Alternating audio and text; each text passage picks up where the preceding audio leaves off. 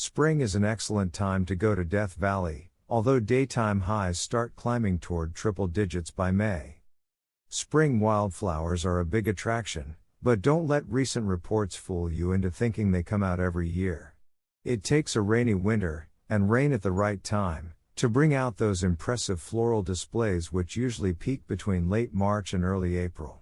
Check the National Park website for wildflower updates. What to pack? See the general packing notes above and choose your wardrobe for the temperatures below. Layers are essential to cope with temperature variations. Check the short-range forecast for rain before you pack your suitcase.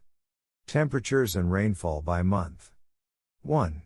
March, 82 F, 55 F, 0.22 inches.